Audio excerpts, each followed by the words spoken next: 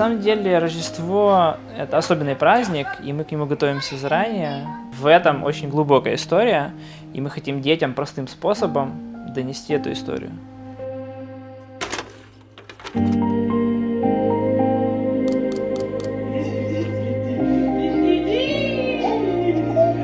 Амрузак, милите, это олень, а я Дед Мороз.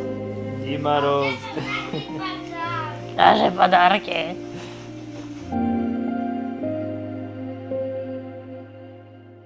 На самом деле Рождество — это не только подарки, елка и Дед Мороз. Самое главное — это рождественская история, которую мы хотим донести нашим друзьям, себе напомнить, нашим детям. И у нас уже есть какие-то традиции за эти 9 лет мы в браке, 9, да, да. 9.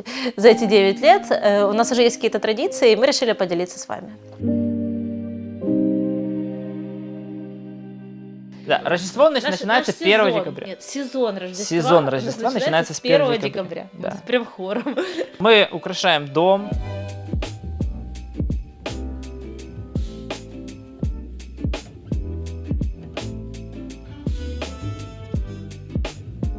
Есть очень классная идея, которую мы уже не первый год используем. Это адвент-календарь. Это календарь ожидания Рождества. Он пошел откуда-то с Европы, 24 дня от 1 декабря до 24. Дарили маленькие подарочки детям, и каждый день был кусочек маленькой истории Рождества. И так люди ждали этот сезон, ждали этот праздник и понимали, в чем суть. Мы взяли эту идею для себя и делаем ее каждый год. Единственное, что не 24 дня, мы берем меньше, потому что слишком много подарков за 24 дня, реально. За 2 недели мы наполняем для них мешочки, мы специально пошили мешочки многоразовые. Вот. Я туда кладу какое-то задание для всей семьи. Например, вместе приготовить, не знаю, пряничный домик. Вместе попеть песни Рождества. Это то, что точно, сближает. Точно, вместе, да. То, что очень сближает. И, кстати, адвент можно делать не только детям. Можно даже мужу сделать, например. Подарок. Подарок. Ваш подарок там, где обувь. Но не спешите его открывать. И в каждом адвенте есть кусочек истории. То есть мы потихонечку приближаемся к самому празднику. Кстати, еще мне очень нравится идея давать им какие-то задания, чтобы подарки получали не только они, чтобы они тоже учились делать подарки. Поэтому часто там сделай открытку там, родственникам, угости соседку, там, сделай приятное учительнице, другу, чтобы они тоже учились в этот сезон отдавать, больше отдавать, не только брать. Вообще я обожаю дарить подарки. Ну, Руслан за 9 лет уже научился дарить подарки. Научила. Вот это наша семейная традиция. Мы очень любим придумывать какие-то оригинальные подарки. Один из первых таких подарков мы сделали календарь. И он вышел таким классным, что потом мы даже решили, что надо его продавать. Продавали несколько лет, а потом уже чуть-чуть как-то поняли, что это больше для души, чем для бизнеса, да. Мы часто поддерживаем проект «Крылья ангела», нам нравится. Они собирают базу людей, у которых сложные жизненные обстоятельства, или пенсионеры, у которых проблемы с финансами, их желания. Они пишут свою мечту, Вот, о чем да. они мечтают на Рождество. И да. ты можешь осуществить эту мечту, Да, ты можешь быть этим стать добрым. ангелом. И обычно мечты пенсионеров это вообще мечтают про носки, про моющие средства, про конфеты. Мы в том году брали наших детей и ездили вместе с ними развозить подарки бабушкам. Сонь, догоняй! Быстрей!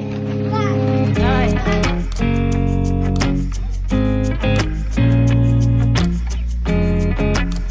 Мы приехали поздравлять их, а они начали поздравлять нас. Там куклы самодельные, еще что-то. Наши дети это очень с теплотой вспоминают.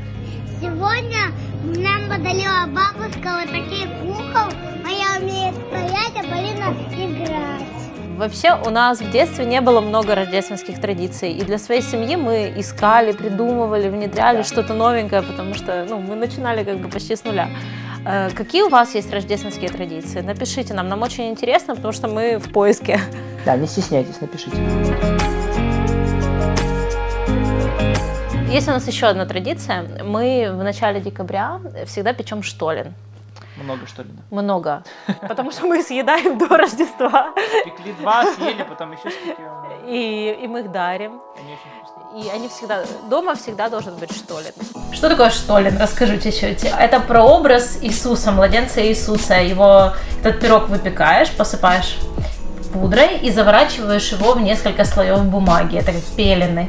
И он в пеленах настаивается. Есть два вида штоленов. Дрожжевые и творожные. Ну, может, есть еще какие-то, я не знаю. Сегодня будем делать творожный штолен. Что нам для этого нужно? Сухофрукты. Я их замочила в вине. В каком-нибудь алкоголе нужно замачивать. В идеале в роме. Они у меня постояли так около недели. 150 грамм орехов разных видов. 240 грамм сахара. 2 яйца. 10 грамм разрыхлителя. Чуть-чуть ванильного сахара, 600 грамм муки и 250 грамм мягкого творога. Сок и цедра одного апельсина или лимона, как вы любите. И потом, когда мы уже приготовим, сверху мы будем мазать его мягким сливочным маслом и посыпать сахарной пудрой. Ну что, Сань, приготовим вкусняшку? Начнем? Мы на средней скорости будем взбивать сливочное масло, ванилин и сахар. Потом добавляем яйца и мягкий творог. И все вместе это взбиваем. Натрем цедру апельсина или лимона и выдавим сок с него. Тяжело, да? И все это добавим в тесто. А после этого добавляем просеянную муку и разрыхлитель. Тесто уже будет тяжеловато мешаться комбайном, поэтому можем помочь ему руками. Так, теперь нам нужно добавить сухофрукты, но есть такой лайфхак, их нужно обвалять в муке. Нарезаем орехи, добавляем их вместе с сухофруктами. Теперь формируем штоллины. Лучше это делать мокрыми руками, так они получатся более красивые. И выкладываем их на противень.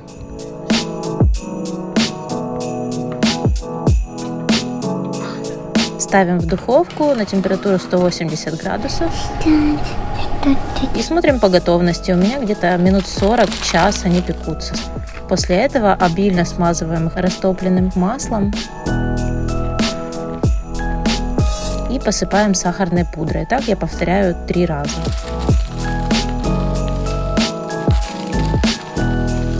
Ну что, теперь я заверну его в фольгу и на 2 недели в холодное место.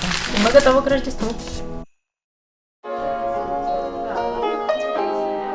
Вообще, это крутая возможность пригласить близких, с которыми ты дружишь, общаешься, да, и, возможно, новый, с кем ты хочешь познакомиться. Это хороший повод. Приходи ко мне на Рождество, и каждый приготовит свое блюдо, принесет его. Это не ем, но очень красиво. Это индейка. Нога. Вместе украшаем стол.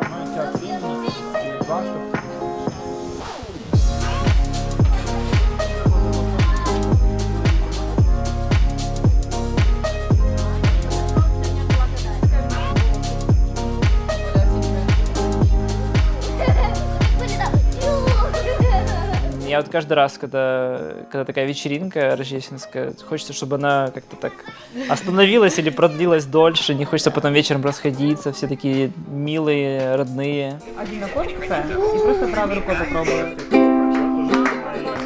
Есть некая доля грусти на Рождество, потому что ты понимаешь, что за всем этим кроется более глубокая история, чем ее подают в медиа обычно.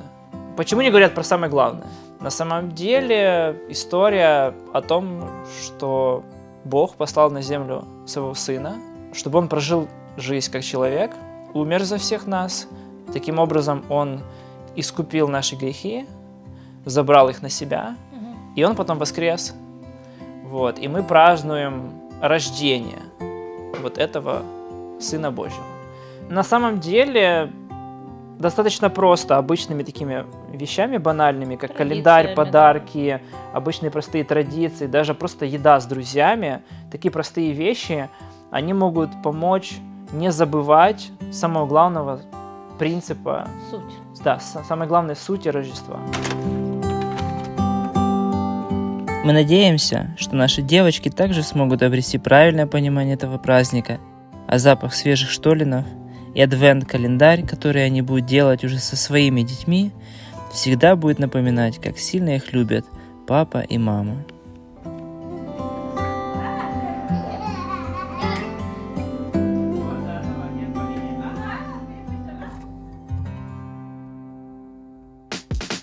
Если ты кот, тебе повезло в Турции. 1 день в Азии были, 1 день в Европе. А дождь не прекращался, и мы там через рынок смеющихся турков добрались наконец до кафе. Это то, ради чего я вообще ехала в Турцию. Сделайте нам подарок на Рождество. Поставьте лайк. Сделайте репост, напишите об этом в своих соцсетях. Приезжайте к нам в гости. Полегче.